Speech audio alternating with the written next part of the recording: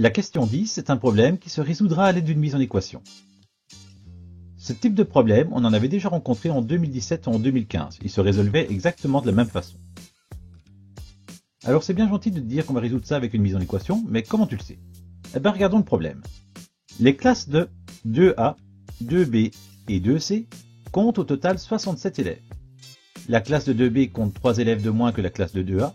La classe de 2C compte 1 élève de plus que la classe de 2A. Détermine le nombre d'élèves de chaque classe, écris ton raisonnement et tout est calcul. Et donc en fait on va devoir faire un calcul, on le sait, on nous le demande, on va faire des calculs, et on va chercher quoi? Et regarde un petit peu. On te parle de la classe de 2A, on t'en parle aussi dans la ligne de la classe de 2B. La classe de 2B, c'est 3 élèves de moins que la classe de 2A. La troisième ligne qui concerne la classe des 2C, on dit qu'il y a un élève de plus qu'en 2A. Bref, si tu trouvais les 2A, tu pourrais calculer toutes les autres classes. Tu cherches donc un seul élément dans un calcul où on cherche un élément, c'est une équation. C'est comme ça, je sais qu'on va passer par une mise en équation. Ouais, mais une équation, d'habitude on met des x. Très bonne idée. On va dire que x c'est le nombre d'élèves de la classe de 2A. Alors tu me diras, pourquoi j'aurais pas laissé 2A plutôt que de mettre x, ce serait quand même plus simple.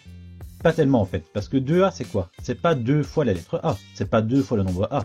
C'est la première classe, la classe A de deuxième année, c'est ça les 2A. Après c'est la deuxième classe, les 2B, puis la troisième classe, les 2C.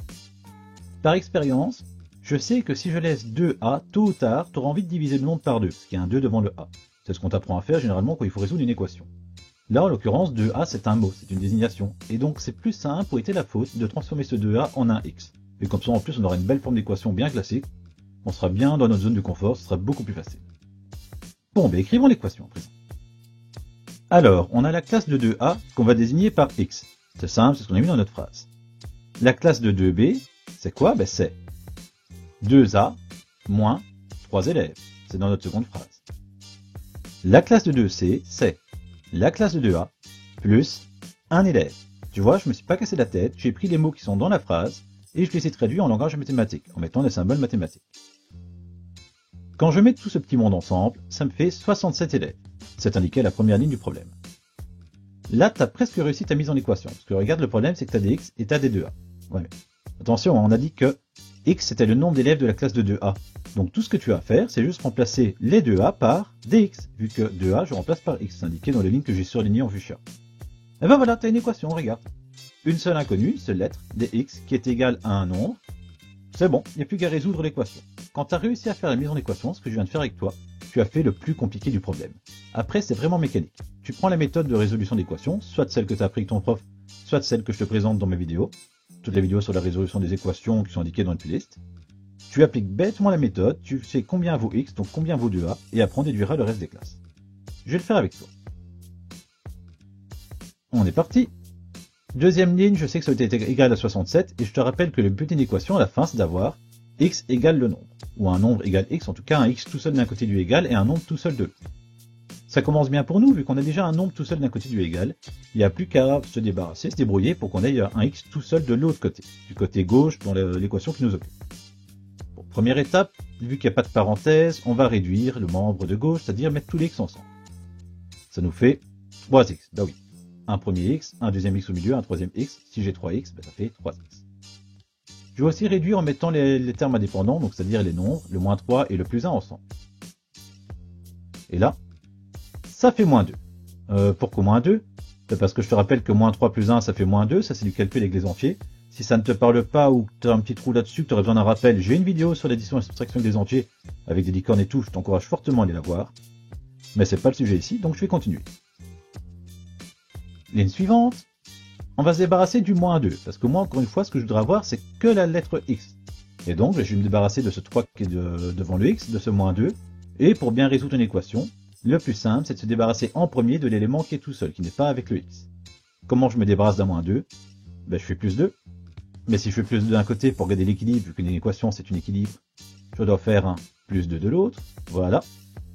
Et 67 plus 2, ça fait 69. 3x égale 69. Il reste plus que le 3, et pour se débarrasser d'un 3 fois x, je fais quoi? Je fais diviser par 3. Mais encore une fois, vu qu'une équation c'est un équilibre entre le membre de gauche, où il y a 3x, et le membre de droite, où il y a le 69, ce que je fais d'un côté, je dois le faire de l'autre, sinon ton équilibre, il est rompu, et patatras, ça va plus. Ce qui fait qu'à la dernière ligne, on a quoi? Si je fais 3x divisé par 3, je vais avoir x, et 69 divisé par 3, 23, x égale 23. Ouais, on a résolu l'équation. Et est-ce qu'on a terminé? Pas tout à fait. Pourquoi t'as pas terminé? Parce qu'on te demande de déterminer le nombre d'élèves de chaque classe. Tu sais que x, c'est le nombre d'élèves de la classe de 2A. Et donc, puisque x égale 23, tu as les 2A, ils sont 23. Il y a 23 élèves dans la classe de 2A. Pour les 2B, eh ben c'est 3 élèves de moins qu'en 2A. Et donc, 23 moins 3, les 2B, ils sont 20. Ils sont 20 assis dans la classe. Concernant les 2C, eux, il y a un élève de plus qu'en 2A. Et donc, puisque les 2A, ils sont 23, ça fait 23 plus 1, ça fait 24. On a donc 23 élèves en 2A, 20 élèves en 2B, 24 élèves en 2C. Tu as terminé, tu as bien tout résolu. Tu as fait les calculs, tu as indiqué le nombre d'élèves dans chaque classe. Donc on vient de le voir, ce genre de problème, finalement, ce qui est un peu compliqué, c'est la mise en équation. Pour la mise en équation, c'est pas une recette magique, je t'ai montré, tu lis bien les phrases, et tu traduis simplement les éléments, les mots de la phrase, en langage mathématique. Il faut juste bien comprendre le problème. Bien comprendre, par exemple, que 2A, ce n'est pas 2 fois la lettre A, mais c'est la première classe de deuxième année. C'est pour ça qu'on a remplacé 2A par X.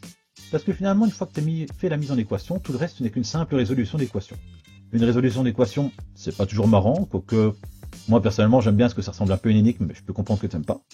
Mais une résolution d'équation, surtout, c'est pas compliqué. Finalement, c'est tout le temps appliquer une méthode. Alors la procédure, soit c'est celle de ton prof que tu comprends bien, et tant mieux applique-la, soit tu utilises la mienne que je t'ai présentée dans ma vidéo. Mais dans tous les cas, tu appliques la méthode, tu trouves la réponse, et après, quand tu as le X, dans ce genre de problème, tu n'as pas tout à fait déterminé, il faut bien vérifier si tu as les réponses qu'on t'a demandé. Ici, c'était pas le cas, il fallait trouver le nombre d'élèves de chaque classe, mais c'était pas compliqué, vu que le nombre d'élèves dépendait de la classe de 2A, qui était déterminée par le X. Voilà, j'espère que j'étais assez clair. Si c'est pas le cas, n'hésite pas à poser des questions dans les commentaires, et je me ferai vraiment un plaisir de te répondre. Dans la prochaine question, on va résoudre des équations. Il n'y aura pas de contexte, ce sera juste des calculs et une méthode simple à appliquer. Pour ne rater aucune des questions, n'hésite pas à t'abonner à la chaîne. À très bientôt!